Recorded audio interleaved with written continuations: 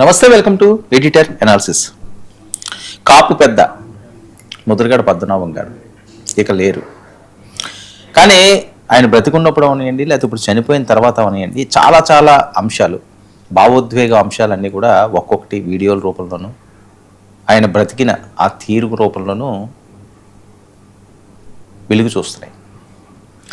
ఇప్పుడు ఎందుకు మళ్ళీ ముద్రగడ పద్మనాభం గురించి అంశం అన్నాం అంటే, జనసేన అలాగే ముద్రగడ పద్మనాభం గారు మధ్య ఒక గ్యాప్ క్రియేట్ అయ్యింది గతంలో కూడా. ఎందుకు ఆ గ్యాప్ క్రియేట్ అవ్వాల్సి వచ్చిందంటే, ఏవో కొన్ని శక్తులు ఆయనకి వేరే రకంగా నూరిపోయడం అయి ఉండొచ్చు. ఎందుకంటే ఆయన మొండి మనిషి, ముక్కుసూటిగా ఉండే మనిషి. ఒకవేళ ఆయన ఎవరన్నా ఇన్వైట్ చేసి, లేకపోతే ఫర్ ఎగ్జాంపుల్ నేనే ఒకవేళ పద్మనాభం గారు, నేను వస్తున్నాను సార్, ఆ తోవ నుంచి వెళ్ళిపోతున్నాను నేను, లేకపోతే మిమ్మల్ని కలడానికి వస్తున్నాను సార్, గౌరవపూర్వకంగా మీతో ఒక 10 నిమిషాలు మాట్లాడతాను సార్ అంటే, ఆయన ఏమంటాడు, రండి బాబు అంటారు, లేదా రెండయ్యా రండి అంటారు, రెండండి అంటారు, మర్యాద ఎక్కువ కాబట్టి. ఒకవేళ నేను మాట ఇచ్చి వెళ్ళలేకపోయాను అనుకోండి, వెళ్ళలేదనుకోండి, ఆయన మళ్ళీ ఇంక నా మొహం చూడడు. సో అది ఆయన అంటే వస్తానని నేనే అడిగి నేను రాకపోతే అన్నది బాధ. అంటే కొన్ని అంశాలు నేను ఫర్ ఎగ్జాంపుల్ చెప్తున్నాను. సో ఇక్కడ ఏం జరిగింది, ఖచ్చితంగా జనసేనకైతే కాపు మెజారిటీ ఓట్ బ్యాంక్ ఉంది, దానికి అపోజిషన్ ఎవరెవరు ఉండాలి. ఆ రకంగా రాజకీయాలు చేయడంలో తప్పులేదండి. రాజకీయం చేయడానికే రాజకీయ నాయకులు ఉంటారు. రాజకీయం చేయకపోతే ఏం చేస్తారు? ఏమన్నా వంటలు వండుకుండి పిక్నిక్లకి వెళ్ళి ఎంజాయ్ చేయరు కదా. రాజకీయ నాయకులు రాజకీయమే చేస్తారు, అది ఎటువంటి తప్పు లేదు. ఇప్పుడు ఒక విషయం పెద్ద ఎత్తున వైరల్ అవుతున్నది, నాదెండ్ల మనోహర్ గారు మాట్లాడిన మాటలు. అలాగే ఇంతకుముందు తునిలో పవన్ కళ్యాణ్ గారు క్రాంతి ఉండగా మాట్లాడిన మాటలు. అంటే ముద్రగడ పద్మనాభం గారిని ఏ రోజు కూడా పన్నెత్తి ఒక్క విమర్శ కూడా పవన్ కళ్యాణ్ గారు చెయ్యలేదు. ఆయన గురించి తప్పుగా మాట్లాడలేదు. ఆయనకి మాట్లాడే సందర్భాలు వచ్చినాయి, దాన్ని అడ్వాంటేజ్గా తీసుకునే అవకాశాలు వచ్చినాయి, అయినా ఏ రోజు కూడా పెదవి విప్పలేదు. ఎందుకు ఇప్పలేదంటే ఆయన పెద్ద ఆయన, అంతే. సింపుల్గా చెప్పాలంటే ఆయన పెద్ద ఆయన, ఉద్యమ నాయకుడిగా కాపుల కోసం తనదైన కష్టాలు అనుభవించి ఏదో చేయాలని తపన పడినవాడు, పదవులు వదులుకున్నవాడు. ఒక చరిత్ర కాదు కదా అది, అదొక పెద్ద పుస్తకం. ముద్రగడ జీవితం అన్నది ఒక పుస్తకం. నాదెండ్ల మనోహర్ గారు ఏం మాట్లాడుతున్నారు, ఆయనకి గవర్నర్ పదవి ఇద్దామని ఆలోచన చేశారు పవన్ కళ్యాణ్ గారు ఎన్నికలకు ముందు. ఒకసారి ఆ బయట ప్లే చేయండి.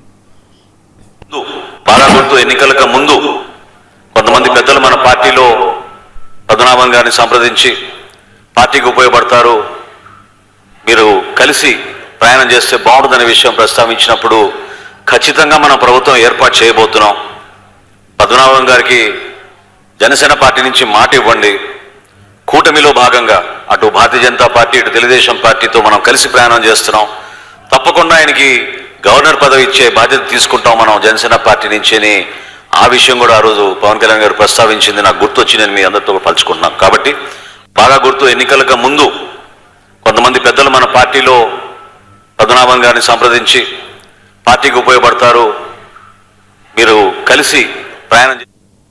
ఇది నాదెండ్ల మనోహర్ గారు బహిరంగానే చెప్తున్నాడు. సో ఆ తర్వాత జరిగిన పరిణామాలు అంటే, నేను ఎందుకు ఈ బయట ప్లే చేశాను, ఎందుకు ఈ ప్రస్తావన తీసుకొస్తున్నానంటే, దీన్ని ఏదో ఇంకా వేరే రకంగా డ్రైవ్ చేయడం, మనిషి ఎలాగన్నా లేరు, ఇంక రాజకీయాలని కాసేపు పక్కన పెట్టేస్తే బెటర్. సరే, అప్పుడు గవర్నర్ ఇస్తానన్నారు కదా, ఎందుకు ఇవ్వలేదు అంటే, మరి పిఠాపురంలో జరిగిన సందర్భాలు ఇవన్నీ కూడా కొన్ని ఉంటాయి కదా, ఆ పరిస్థితులు ఏవైనా ప్రభావం చూపించినాయేమో. ఆయనకైతే వ్యక్తిగతంగా ఎటువంటి ద్వేషం ఆయన మీద లేదు. పవన్ కళ్యాణ్ గారిని ఆయన టార్గెట్ చేసి మాట్లాడినా ఏ రోజు మాట్లాడలేదు. అంతవరకు ఎందుకండి, తుని సభలో ఆయన చాలా అడ్వాంటేజ్ తీసుకోలేదు. ఎందుకంటే అప్పటికి ఆయన 2 సార్లు 2 ప్రాంతాల్లో ఓడిపోయినాయని, 2 చోట్ల ఓడిపోయినాయన కదా. ఇప్పుడు గెలుస్తాడో గెలడో తెలియదు, పార్టీ ఏం చేయాలో అర్థం కాదు. ఇలాంటి పరిస్థితుల్లో నువ్వా నేనా అన్నట్టుగా బలమైన వైఎస్ఆర్సీపీ అప్పట్లో 151 సీట్లు అధికారం, జగన్మోహన్ రెడ్డి గారు ఎక్కడికి వెళ్తే అక్కడ పెద్ద జనసందోహం, మొత్తం అంతా కూడా టీం అంతా 5 సంవత్సరాలు బట్టి కొద్ది చెల్లాచెదరు అయిపోయారు భయంతో. కూటమి అప్పుడు కూటమి కాదు, జనసేన ఉన్నాయండి, లేకపోతే బీజేపీ అన్నది అప్పుడు పెద్దగా ఏం లేని పరిస్థితి ఆ రోజుల్లోని. సో తెలుగుదేశం పార్టీ కూడా కాస్త ఇబ్బందులు పడిన రోజులు అవి. అంటే అంత బలంగా వైఎస్ఆర్సీపీ నాటుకుపోయింది ఆంధ్రప్రదేశ్. అలాంటి టైంలో ఈయన గెలుస్తారో గెలరో టైంలో ఈయన పిఠాపురం ప్రాంతం అన్నా సరే ఆయన గెలాల్సిన అవసరం ఉంది కదా. లేకపోతే మళ్ళీ రెండోసారిగా పోటీ చేసినప్పుడు కూడా ఈయన ఓడిపోయాడంటే అసలు పార్టీ భవిష్యత్తు ఏంటి? రాజే పోయాడంటే యుద్ధం ఉంటుందా ఎక్కడన్నాని? నిజంగా అలాగ జరిగినా ఆయన నిలబెట్టుకున్నాడు. 2019లో ఖచ్చితంగా పవన్ కళ్యాణ్ గారు ఆ రకంగా అంత దారుణంగా 2 చోట్ల ఓడిపోయినప్పటికీ కూడా ఉన్న ఒక్క ఎమ్మెల్యే కూడా వెళ్ళిపోయినప్పటికి కూడా నిలబడ్డాడు ఆయన. నిలబడ్డాడు కాబట్టే ఇప్పుడు ప్రజలు అవకాశం ఇచ్చారేమో. సో అడ్వాంటేజ్ ఆయన తీసుకోలేదు ఆ రోజు. ఒకసారి ఆ మాటలు వినండి ఏం చెప్పాడు ఆయన. ముద్రగడ పద్మనాభ గారు అంటే ఎంత గౌరవం ఇది తెలుస్తుంది. ప్లే చేయండి అమ్మది. అమ్మాయి శ్రీమతి కాంతి గారు,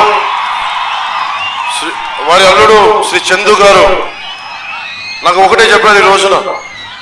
నాకు నిజంగా అమ్మ నేను మీ ఇంత తుని ప్రత్యేకించి అల్లూరి సీతారామరాజు పాదాల సాక్షిగా చెప్తున్నాను. నాకు వారికి ఒక కుమార్తె ఉన్నంతని కూడా అసలు విషయం నాకు తెలియదు. కాంతి గారు ఉన్నారు అన్న విషయం కూడా తెలియదు నాకు. నేను మనస్ఫూర్తిగా చెప్తున్నాను, నాన్నగారిని ఒక మాట అనాలని కానీ ఆయన వైసీపీకి వెళ్ళినా నాకేం ఇబ్బంది లేదు, గౌరవిస్తాను పెద్దల్ని. ఈ రోజున తుని సభ సాక్షిగా చెప్తున్నాను, కాంతి గారు జాయిన్ అవుతానంటే నేను ఒకటే మాట చెప్తున్నాను, నేను తండ్రికి కుటుంబానికి కూతురికి వేరు చేసే వ్యక్తిని కాదు. నేను మీ నాన్నగారికి నాకు ఎందుకంటే ఒక తండ్రి బాధ నేను అర్థం చేసుకోగలను, కూతురు బాధ్యత నేను అర్థం చేసుకోగలను. నేను మీకు మాట ఇస్తున్నాను, మీకు నేను గౌరవించే బాధ్యత మీ వారికి మీ ఇద్దరికి. కానీ ఈ రోజు నేను మాట్లాడి మీకు కండువా వేస్తే నేను నాన్నగారిని ఇది పవన్ కళ్యాణ్ గారు ఆ మాట్లాడిన మాట ఎవరు చెప్తారండి? రాజకీయాల్లాగే చేస్తారు కదా. ఆ రోజు చెప్పిన సందర్భం ఏంటి? ఎంత నేను ముందే చెప్పాను, ఆయన గెలుస్తాడో గెలడో తెలియదు, వేవ్ ఎలా ఉందో తెలియదు. అలాంటి టైంలో ఎంతో కొంత ప్లస్ అవుతుంది కదా. మరి ముద్రగడ గారు అటువైపు ఉన్నారు, ఆయన సీనియర్ పొలిటీషియన్, ఎంతో కొంత ప్రభావం చూపిస్తారు. ఆ అడ్వాంటేజ్ తీసుకోవచ్చు, ఆయన ఈయన తిట్టొచ్చు, వాళ్ళ అమ్మాయితోటి నువ్వు తిట్టకపోతే నేను ఒప్పుకోను అనొచ్చు. రాజకీయాలు చేయాలంటే ఏదైనా చేయొచ్చు. సో ఆయన బదనాం చేయొచ్చు, ఆయన ఇబ్బంది పెట్టచ్చు. పెట్టలేదు. ఆయన మీద అంత గౌరవం ఉంది. ఆ గౌరవం ఆయన 10 సార్లు చూపించుకున్నారు కూడా. సరే ఆయన పదవులు ఇవ్వకపోవడం ఇవన్నీ కూడా కూటమిలో ఉన్నప్పుడు ఒకటే సాధ్యం కాదు. ఎందుకంటే ఆయన ముద్రగడ పద్మనాభం గారు మరి పూర్తి వ్యతిరేకంగానే ఉండేవారు, మాట్లాడేవారు ఇవన్నీ. అయితే జనసేనలోకి పలుసార్లు ముద్రగడ పద్మనాభం గారు రావడానికి ఆహ్వానాలు వెళ్ళి చర్చలు జరిగినాయి. కానీ కొన్ని శక్తులు ఆయన్ని అడ్డుకున్నాయి. సరే గడిచిపోయింది, ఏదో గడిచిపోయింది. చాలామందికి కొన్ని తెలుస్తాయి, కొన్ని తెలియకపోవచ్చు. వేరే రకంగా సామాజిక వర్గమనో ఇంకొకటనో ఇంకా రాజకీయాలు చేసి లేకపోతే ఎవరినో తిట్టి ఏదో సంపాదించి ఏదో పొంది అనేది వదిలేసి నిన్న కూడా మనం చూసాం. అక్కడ చాలా బాధాకరమైన విషయం. ప్రశాంతంగా ఆయన ఆ మట్టిలో కలిసిపోవాల్సింది, అక్కడ కూడా ఒక గందరగోళం ఏర్పడింది.